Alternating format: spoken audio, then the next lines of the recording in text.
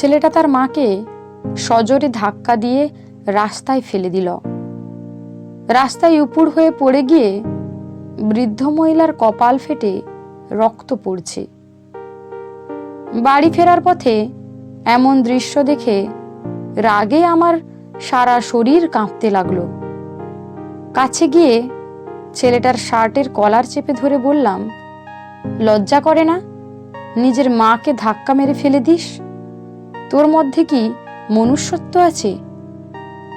ছেলেটা মুখ বাঁকিয়ে উত্তর দিল, নিজের পেট চালাতে পারি না, এই বুড়িটার পেট চালাবো কেমন করে? তাছাড়া আপনি বলার কি?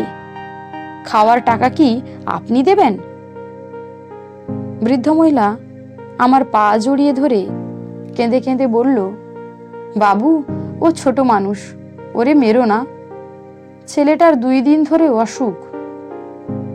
ছেলের প্রতি মায়ের এরূপ ভালোবাসায় আমার মুখে হাসি চলে এলো। ছেলেটির শার্টের কলার ছেড়ে দিতেই ছেলেটা হন হন করে চলে গেল। আমার বাড়ি ফেরার তাড়া থাকায় বৃদ্ধ মহিলার হাতে 500 টাকা দিয়ে বাড়ির পথে রওনা হলাম। মুহূর্তেই নিজের ওপর ঘৃণা হতে লাগলো। আমি নিজেও তো মায়ের সাথে কথা বলি না। শেষ কবে মাকে মা বলে ডেকেছি আমার মনে পড়ল না। মা কোমরের ব্যথায় সারাদিন ঘরবন্দি হয়ে থাকে। ফেরার পথে মায়ের জন্য 1 কেজি কমলা লেবু কিনলাম।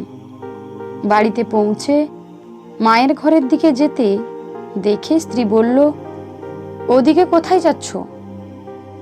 মায়ের ঘরে। অফিস থেকে ফিরেই হঠাৎ মায়ের ঘরে? কি ব্যাপার? আমি কিছু না বলে ঘরে গিয়ে মায়ের পায়ের কাছে বসলাম। মা আমাকে দেখে প্রচণ্ড খুশি হলো। মা দাঁড়াতে পারে না, তবুও বিছানা থেকে নামার চেষ্টা করতে করতে বলল, ছেলেটার মুখ শুকিয়ে এতটুকু হয়ে গেছে, তুই বস বাবা, আমি ঠান্ডা জল নিয়ে আসি।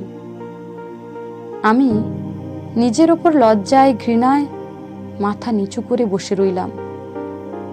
মায়ের পায়ে হাত রেখে বললাম, তোমাকে নামতে হবে না মা। মা বললেন, কি হয়েছে বাবা, কিছু বলবি? তোমার কোলে একটু মাথা রাখতে দেবে মা? মায়ের চোখ ভিজে উঠল। কাঁদো কাঁদো গলায় বলল, মায়ের কোলে শুতে আবার বলতে হয় নাকি বোকা ছেলে?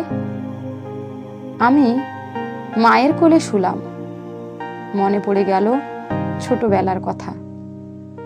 মায়ের হাত আলতো করে আমার বুকে রাখলাম। ঠিক তখনই আমার স্ত্রী অহনা ঘরে এসে বলল, মা ছেলের দেখছি ভালোই মান অভিমান চলছে। মা হেসে বলল, তুই তো আমার আরেক মেয়ে, আয় কাছে আয়। বেশ কিছুক্ষণ পর নিজের ঘরে আসলাম।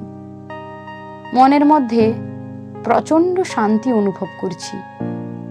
অহনা বলল, বৃদ্ধ মহিলাটাকে রাস্তায় ফেলে চলে আসলে? আমি অবাক হয়ে বললাম, ওনার কথা তুমি কিভাবে জানলে? অহনা আমার হাতে হাত রেখে বলল, আমি ওদের বলেছি তোমার সামনে এরকম অভিনয় করতে, যাতে তোমার মনে পড়ে যে তোমারও মা আছে।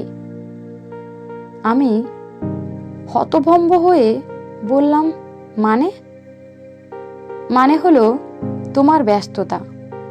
তুমি রোজ অফিস থেকে ফিরে নিজের মতো ব্যস্ত থাকো, অথচ মায়ের সাথে 1 মিনিট কথা বলার সময়টাও তোমার হয় না। অথচ মা রোজ অপেক্ষা করে থাকে তুমি কখন তার ঘরে যাবে। দেখো, ব্যস্ততা তো থাকবে, তাই বলে মায়ের সাথে একটু সময় দিলে কি খুব ক্ষতি হয়ে যায়? দীর্ঘ কয়েক মাস পর আজকে মাকে হাসতে দেখলাম।